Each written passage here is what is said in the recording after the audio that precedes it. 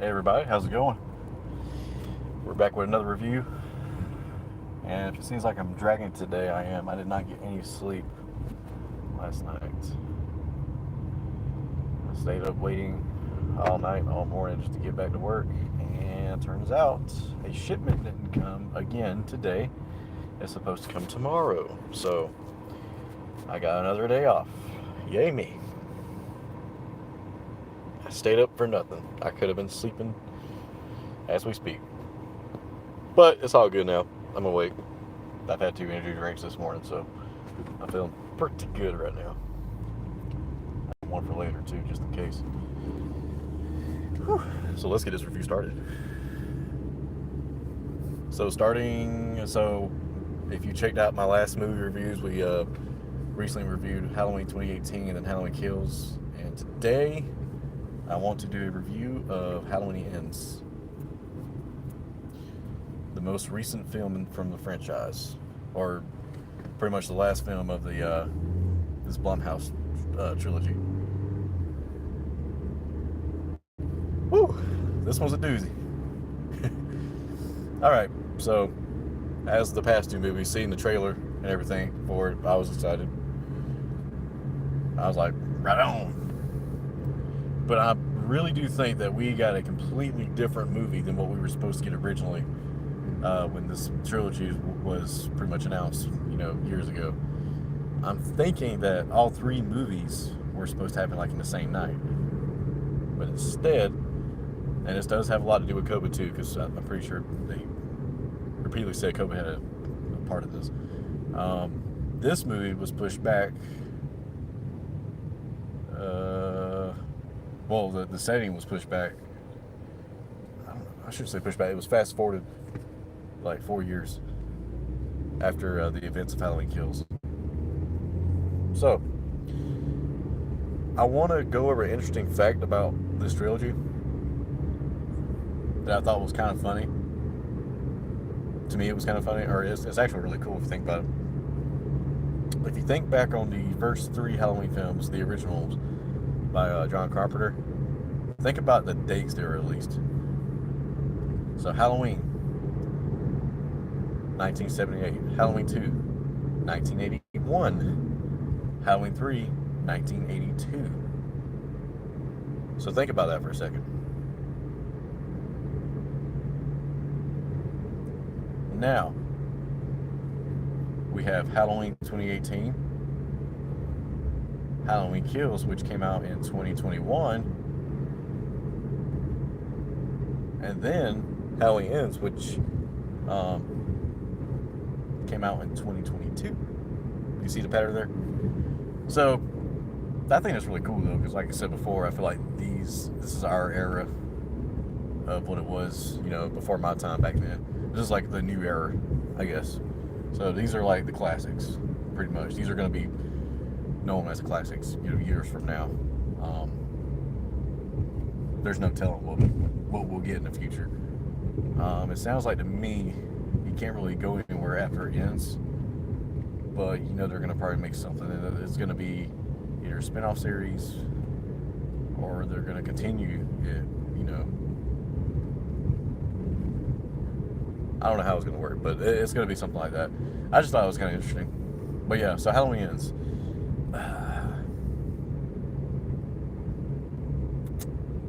It's still new to me. I think I've seen it like 3 times already, maybe 4 times. It's still a new film to me.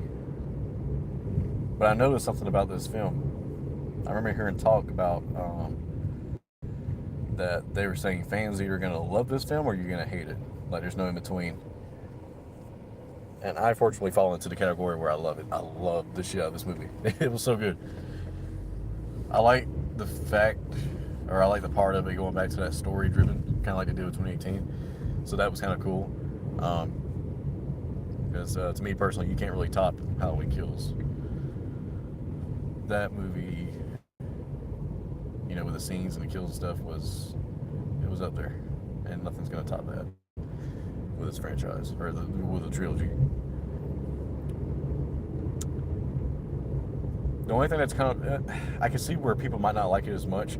Yeah, because when we got the trailer, we thought that this was just going to be, the whole thing was going to be about, Michael versus Laurie, because in the trailers that's pretty much all we got. So we're thinking, oh, this is some years later, and then it's Michael versus Laurie, or Laurie versus Michael, or whatever. That is not the case in this movie. Not until the very end of the movie. I don't know if I want to spoil this for y'all. There's probably going to be a little bit of spoiler talk, but not too much. If you have not seen Halloween Ends, make sure you go watch it, and then come back and watch this. But yeah.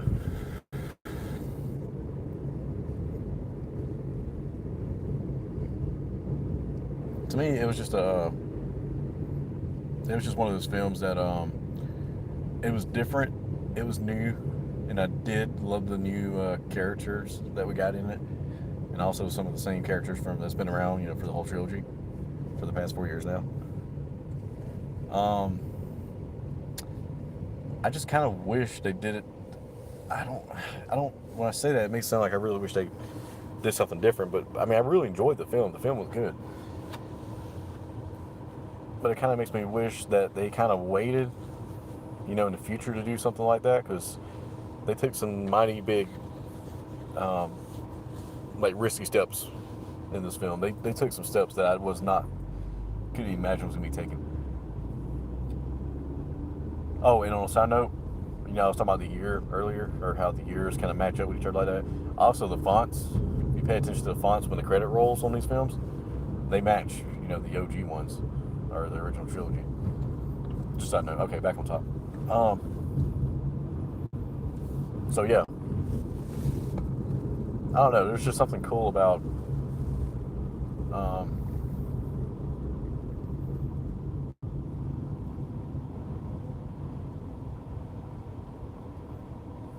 there's just something cool about seeing that again.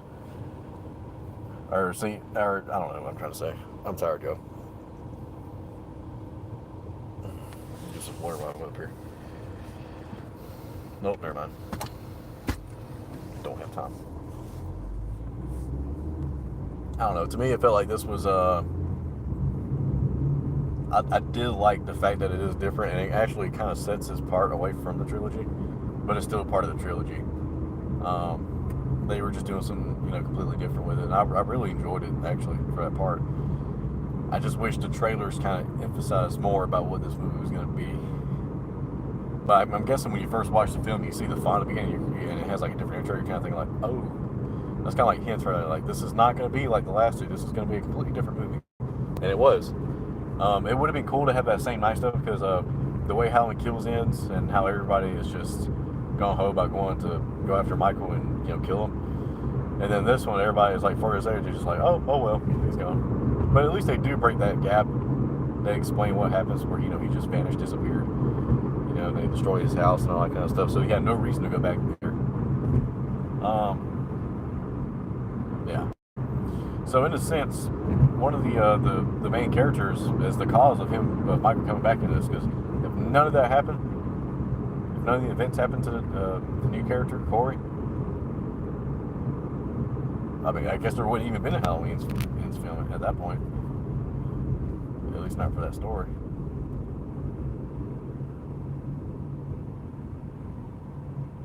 Yeah, it's just, I don't know, it's an interesting topic. I gotta watch it again a few more times to really know what I'm watching.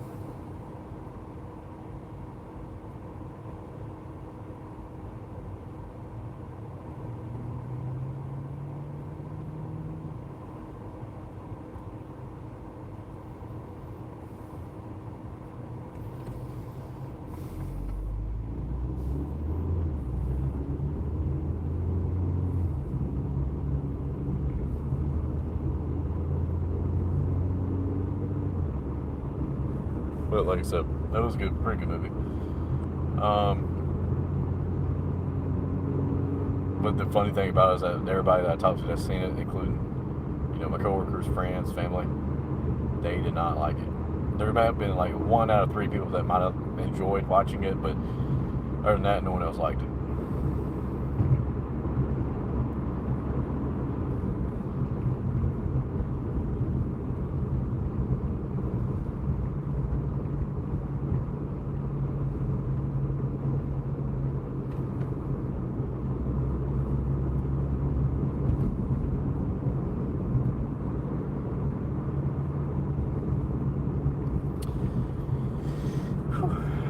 Sorry, y'all. I'm trying to stay awake.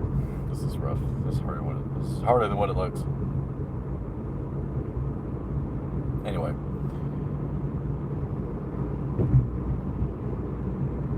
It's a good movie.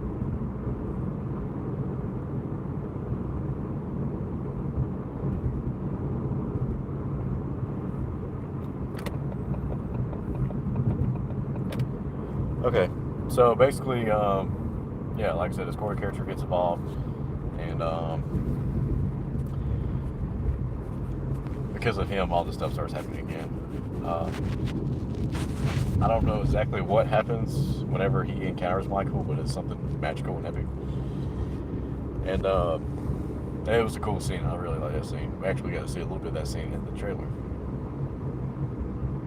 But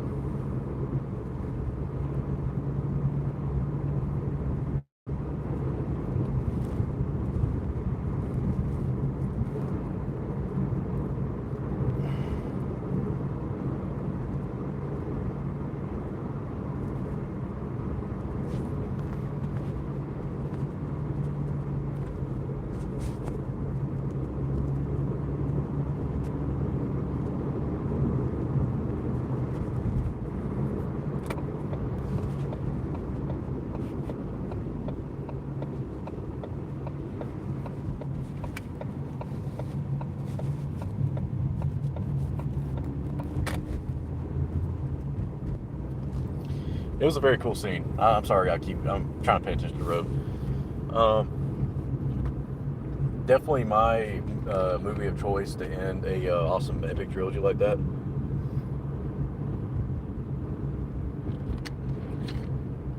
Because like I said before, I mean, whenever it came out and I watched it, I was like, well, I see what people mean, or what they meant. Like, some people are going to love it, some people are going to hate it. I personally love it because it kind of, even though I strongly believe it's a completely different movie than what we were originally supposed to get, it was still good. I enjoyed it. And just like the past two movies, John Carpenter did an awesome job on the score. This one actually might be my favorite score, if I'm not mistaken. I mean, it was pretty up there. And I love the little the added, this added note they added to the main Halloween theme. Like when it starts off, and it's like, I'm gonna try to imitate it. Don't judge me. But it goes, whenever it's playing, I'm like, oh, that's cool. Y'all think I'm playing? I have all the soundtracks on my Apple app, or my Apple Music, because I like to pick out tracks from different albums from 2018 to ends, and just listen to them because they sound so cool. And I'm so glad. Yes, I'm so happy we got like a deluxe version of the Halloween 2018 one, because there was a soundtrack. It's like at the beginning, whenever they're at the asylum, they're talking to Michael, and it's like this low vibe thing that starts off, you know, when they walk up to him, and y'all know what I'm talking about. It's at the beginning of the movie. Excuse me. Singing that was cool.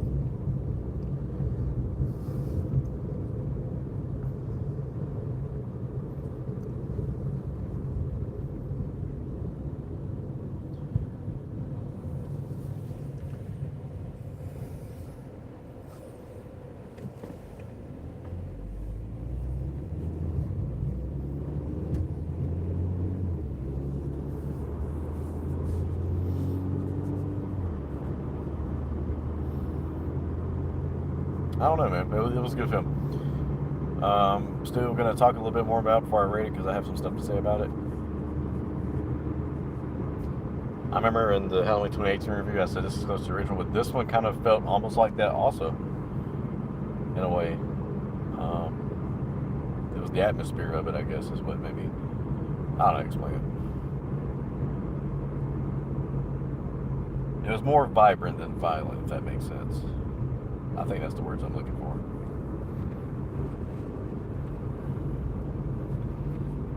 And it was well worth it, though. I enjoyed it. I mean, we've gotten lucky to get these Halloween films in these past few years, especially getting Halloween Kills and Halloween Ends right after that. To me, that's really cool.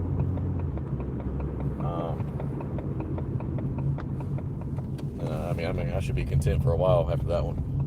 You know, it being Halloween Ends, it being the last one. But that's pretty much my, instead of doing the traditional thing where I would watch every single film every year for Halloween, my new tradition now would be to watch, Halloween 1978, Halloween 2018, Halloween Kills, and Halloween Ends. That's my new timeline. And I've known, like I said, I know a lot of people that don't like that. They like the classic sequels and all that kind of stuff, which are cool. But I like this new thing, man. This new thing is strong. I mean, there's nothing like it.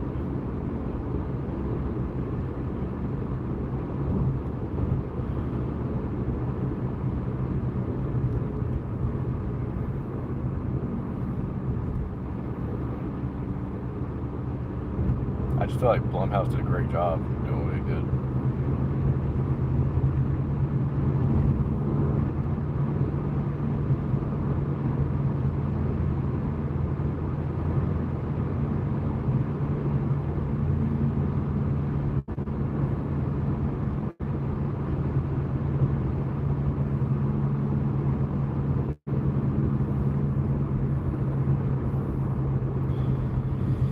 But yeah, I'm not gonna really spoil too much of this movie. We do get the Laurie and Michael fight. It is in there, and let me tell you something, Duff. Let me tell you something. I don't know if anybody else ever said this, but the wait in this film is worth it. Let me say that again. The wait for that moment is worth it because it was really intense.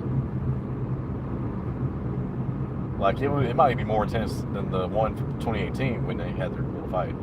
I mean, this one was woo.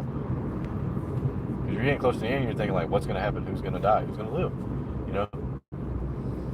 But my rating for this film will be a 4 out of 5. I'll give it. Like I said, it's just my opinion. Everybody's got different opinions. Everybody's obligated to believe what they want to believe. And yeah, but to me, I give it a 4 out of 5.